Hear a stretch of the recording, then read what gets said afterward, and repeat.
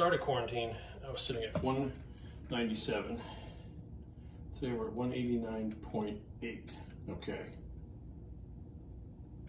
All right, so that's 189. And my goal by the end of the pandemic, by the end of the COVID lockdown, was supposed to be 186. That's what I was shooting for originally when I talked about,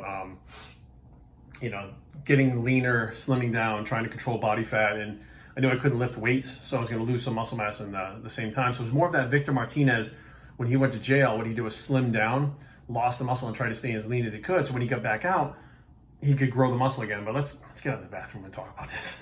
All right, now we're out of the bathroom. We can have a conversation. So the goal at the beginning of this pandemic, COVID crackdown, whatever you want to call it, the lockdown, was 186. I knew if I came down during this off time, I could put that muscle back on a lot easier than having to put muscle on and lose fat at the same time. So a lot of people, when this thing popped off, they're not going to change their way of eating. They're trying to maintain what they can. If they don't have the way to train, then they're not going to be able to maintain their muscle mass. So they're going to lose muscle, right? But they're going to try to keep that muscle up. So what they do is keep eating because the scale is dropping and they're not really realizing how much muscle they're losing.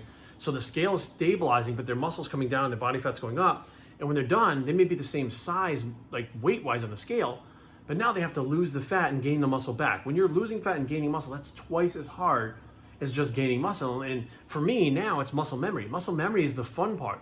When you originally build a muscle, it takes so long to build it. And there's so many times where you want to give up because you're like, it's not happening and I'm stuck and I'm plateaued and all this stuff. But then, eventually you wind up building little by little, and in the long run, you look a lot better and you're happy with your results and stuff. But, when you wind up losing that muscle and you gain it back on muscle memory, it's actually fun for that to happen. I've done it plenty of times throughout my lifetime where I've lost muscle and gained it back. And it's like you're growing again. It makes things exciting again. It really does. For me anyways, right?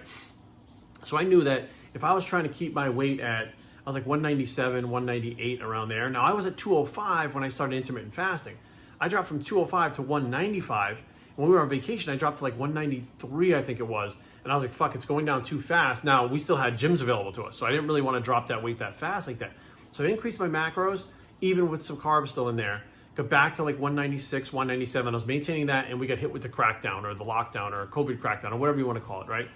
So now we're like, shit, I don't have a gym. These rubber bands are just not going to cut it, right? And then I started looking for equipment online, and it was like $3,000 for a bar. I'm like, forget it. Like, I'm not doing this bullshit. Like, I'll maintain what I can.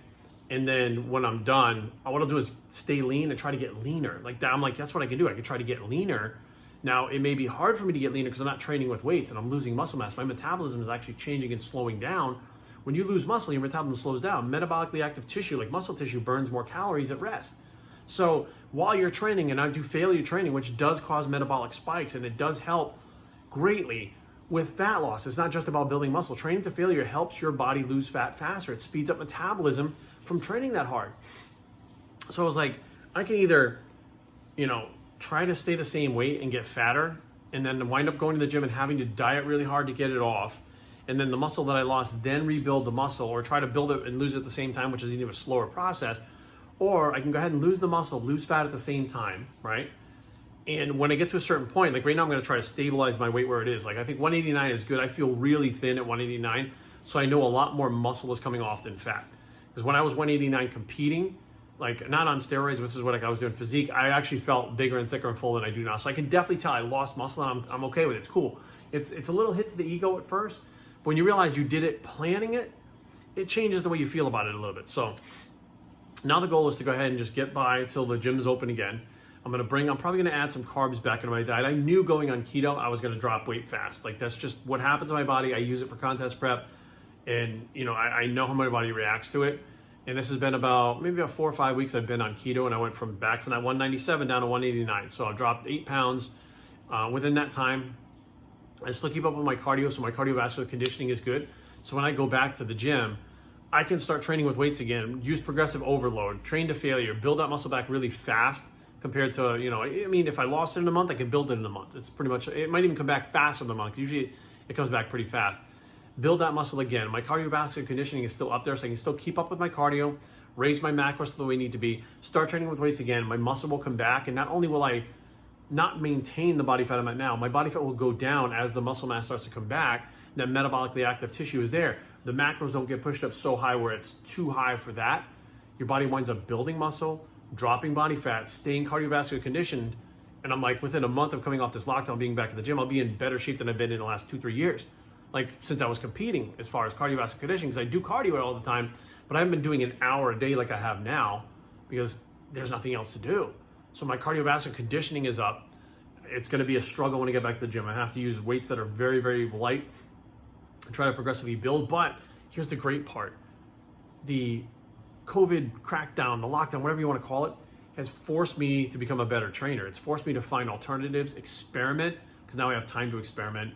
And I actually have some things that I think I'm going to be able to use the bands with, which actually was to the advice of Frank Zane. I talked to Frank about 6 weeks ago, and he actually told me to start using bands in a certain way, which I got to get that interview up. It's a long story. The interview was done with just voice, and there's no video to it.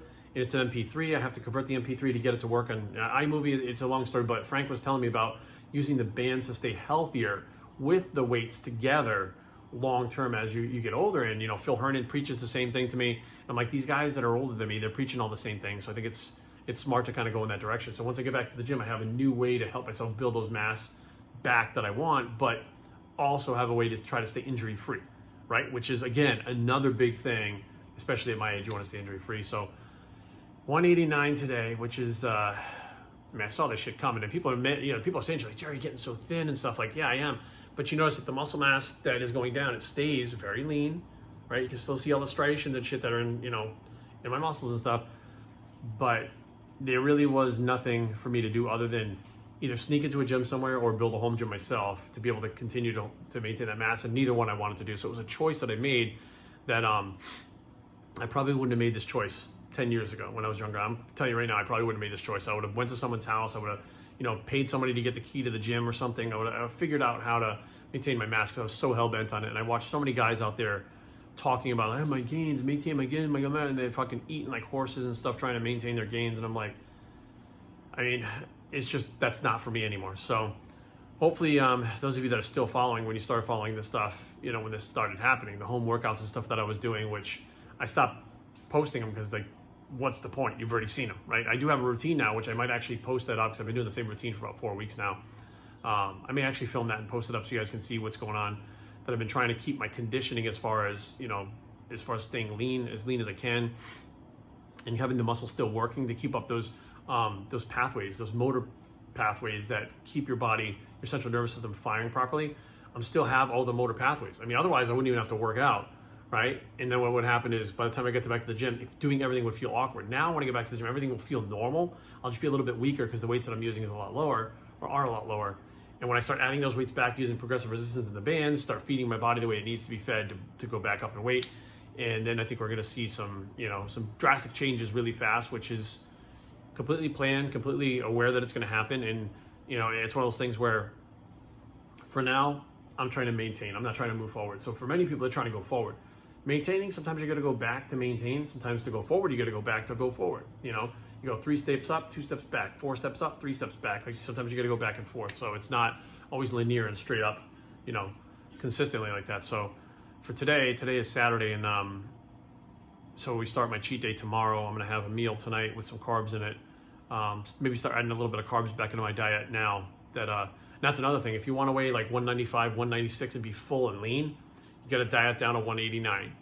Then as you carb back up, you look fuller, bigger, and leaner at that bigger body weight. Just because you get to that body weight doesn't mean that's where you stay, because you'll notice the scale starts creeping up as you start trying to maintain. You have to go below what you want to maintain. So when you start bringing those carbs and calories back up a little bit to maintain, you maintain where you want to and not above. So that's a whole nother video that I'll have to get into later. So hopefully this will help somebody out there, if you guys are all going through this shit with me. But you'll know that I'm going through the same shit that you guys are going through, and it's hard, it sucks, but when you have your head understanding it, you have your head on right, and you execute a plan like I just did, which I hope that people are understanding that I've executed these plans on YouTube over and over and over and over again throughout the years, that what it really takes is planning and then execution. The plan, the execution gets the results, and that's what it's all about. So, BounceTraining@gmail.com. Leave comments down below, but don't fight. BounceTraining.com is a blog. It's done. We're almost done bicep. It's still there. I got to get in the light up here so it's a good light. And we are out.